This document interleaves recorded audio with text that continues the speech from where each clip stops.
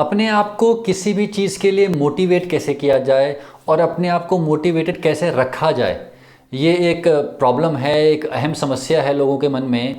Specially वो लोग जो कि पढ़ाई कर रहे हैं या फिर किसी एग्ज़ामिनेशन की तैयारी कर रहे हैं जहाँ पे लग के 1 साल तक पढ़ाई करनी पड़ती है या फिर कुछ लंबे टाइम तक पढ़ाई करनी पड़ती है।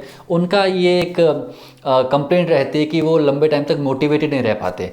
तो क्या किया जा सकता है, इस बारे में बात करेंगे। मेरा नाम डॉक्टर प्रवीण त्रिपाठी है। मैं एक सीनियर साइकेट्रिस्ट और सेक्सुअल डिसऑर्डर्स का स्पेशलिस्ट हूँ।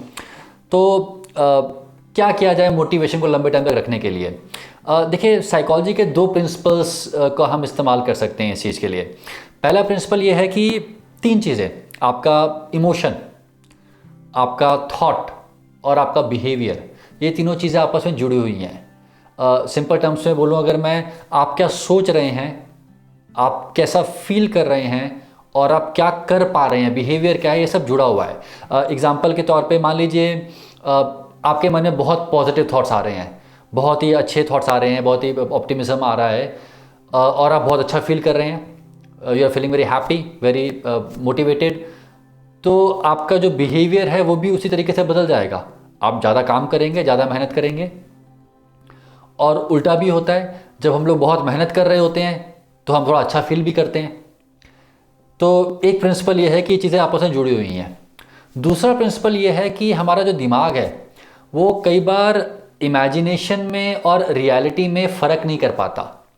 आप मन में क्या सोच रहे हैं और क्या सही में हो रहा है, उन दोनों चीज़ों पे कई बार हमारा दिमाग और शरीर एक ही तरीके से रिस्पॉन्ड करता है। जैसे कि एग्जांपल के तौर पे अगर मैं आपसे बोलूँ कि 2 मिनट के लिए एक तरफ जाके बैठ जाइए और याद करिए कभी कोई ऐसा टाइम जब किसी ने आपको इंसल्ट किया था, आपको ह्यूमिलिएट किया था, आपसे के साथ कुछ गलत व्यवहार किया था। आप अगर उस बात को सोचेंगे 2-3 मिनट बाद, आप क्या होगा, आपका बॉडी वैसे ही रिएक्ट करने लगेगा जैसे कि सही में वो चीज़ अभी भी हो रही हो। आपको गुस्सा आने लगेगा, आपका जो जॉ है वो टाइट होने लगेगा, आपकी हार्ट बीट बढ़ जाएगी, मे भी थोड़ा पसीना आने लगेगा। शरीर वैसे ही रिस्पॉन्ड करेगा उस इमेजिनेशन को लेके भी जैसे कि सही में वो चीज़ हो रही हो। तो इन दोनों प्रिंसिपल्स को हम किस तरीके से अपने फ़ायदे के लिए यूज़ कर सकते हैं? बहुत ही अच्छा तरीका है, इंटरेस्टिंग तरीका है। तरीका ये है कि हमें जब अपने आप को मोटिवेट करना है तो हमें अपने मन में एक ऐसा इमेजिनेशन क्रिएट करना है जहाँ पे हम अपने आप को वो याद दिलाएंगे या वो सीन दिखाएंगे जो कि होगा अगर हम अपना जो गोल है उसको पा लें। मतलब मान लीजिए आप एक स्टूडेंट हैं और आप पढ़ाई कर रहे हैं, किसी एंट्रेंस एग्जामिनेशन की तैयारी कर रहे हैं, तो आपको अपने आप को इमेजिन वही करवाना है कि अगर जिस एग्ज़ाम की आप तैयारी कर रहे हैं उसको आपने क्लियर कर लिया तो क्या होगा। एग्जाम्पल के तौर पे मान लीजिए आप पढ़ाई कर रहे हैं, आप आईआईटी के लिए प्रिपेयर कर रहे हैं या फिर आप आईएएस की तैयारी कर रहे हैं, आपको आईएएस एग्ज़ाम पास करना है। जब भी मोटिवेशन गिरे, मन ना करे पढ़ने का, एक एकांत जगह में जाइए, बैठिए, आंखें बंद करिए और इमेजिन करना शुरू करिए। इमेजिनेशन जो होगी वो भी बहुत ही ज़्यादा एलैबोरेट होनी चाहिए। सबसे पहले इमेजिन करिए कि वो दिन आ गया है, आंख बंद करके इमेजिन करिए कि वो दिन आ गया है जब आपने जो एग्ज़ाम दिया था उसका रिज़ल्ट आ रहा है। मान लीजिए मैं एक बोलता हूँ, आईएएस का एग्ज़ाम था, सिविल सर्विसेज एग्ज़ाम था, वो दिन आ गया जब सिविल सर्विसेज का रिज़ल्ट आ गया। अब आप आंख बंद करके इमेजिन कर रहे हैं, आप अपने आप को देख रहे हैं उस इमेजिनेशन में कि आप एक कमरे में बैठे हुए हैं और आपको एक फ़ोन आता है और आपका फ़ोन जो आया है वो आपके बेस्ट फ्रेंड का है, दोस्त का है, जो आपके साथ पढ़ाई कर रहा था। और वो आपको फ़ोन पे बोलता है कि सुनो, तुम्हें पता चला कि रिज़ल्ट आ चुका है। और आप कहते हैं कि अच्छा, रिज़ल्ट आ गया।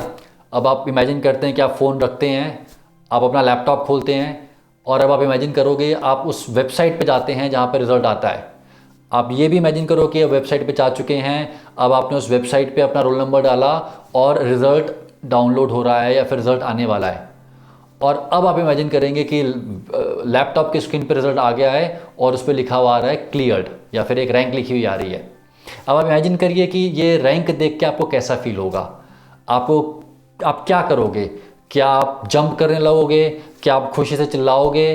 क्या आप अपने हाथ ऊपर कर लोगे? इस बात को बहुत ही ज़्यादा डिटेल में इमेजिन करिए कि सिलेक्शन होने के बाद या एक पॉजिटिव रिजल्ट आने के बाद आप किस टाइप से रिएक्ट करेंगे। और अभी अपनी आंखें बंद रखते हुए नेक्स्ट स्टेप इमेजिन करिए कि अब ये रिज़ल्ट आ चुका है, अब इसके बारे में आप सबसे पहले किसको बताओगे? आप सबसे पहला फ़ोन किसको मिलाओगे? क्या आप अपनी मदर को फ़ोन करोगे? क्या आप अपने फादर को फ़ोन करोगे? और इमेजिन करिए कि आपने अपना फ़ोन उठाया है, आपने अपनी मदर का नंबर मिलाया है, आपकी मदर वहाँ से फ़ोन उठाती हैं और आप उनको चिल्लाते हुए बोलते हो कि मदर या मम्मी, मेरा रिज़ल्ट आ गया है, मेरा सिलेक्शन हो गया है और मैं बहुत खुश हूँ, और आप चिल्ला के वाली बात बोल रहे हो। आप ये भी इमेजिन करिए कि आपकी मदर वहाँ से क्या बोलेंगी? क्या उनका रोना छूट जाएगा? क्या वो बहुत खुश हो जाएंगी? वो क्या बोलेंगी? और यही नहीं, नेक्स्ट स्टेप इमेजिन करिए कि मदर को बताने के बाद आप किसको फ़ोन करेंगे? शायद अपने फादर को फ़ोन करेंगे, या भाई को फ़ोन करेंगे, या बहन को फ़ोन करेंगे।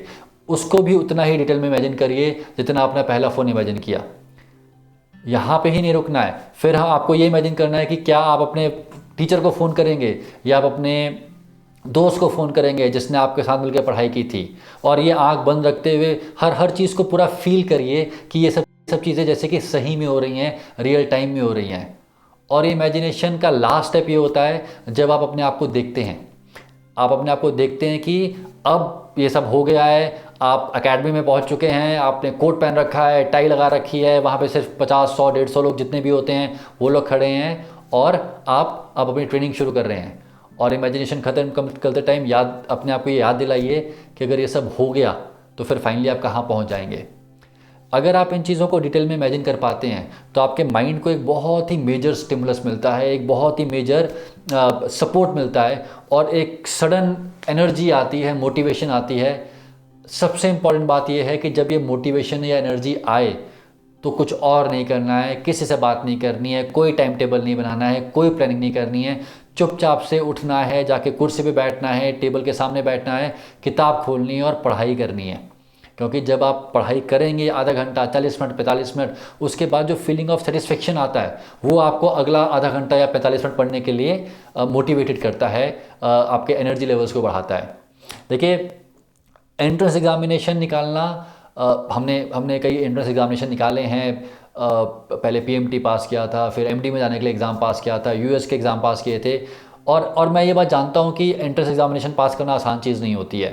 एंट्रेंस एग्जामिनेशन पास करना एक तपस्या के समान है, एक मेडिटेशन के समान है, जहाँ पे आप सब कुछ भूल के सिर्फ पढ़ाई करते हैं। और इसीलिए आपको बीच बीच में अपने आप को मोटिवेट करने के लिए इन तरीक़ों का इस्तेमाल करना पड़ता है। लेकिन ये तरीके तभी काम करते हैं जब इनको यूज़ करके आप अपनी पढ़ाई को आगे लेके जाएं। अगर सिर्फ आप बस इमेजिनेशन करते रहें और पढ़ाई नहीं करेंगे तो ये चीज़ें कभी भी आपको आपकी मंजिल तक नहीं पहुंचा पाएंगी। इसके अलावा मैं आपको ये भी सलाह दूंगा कि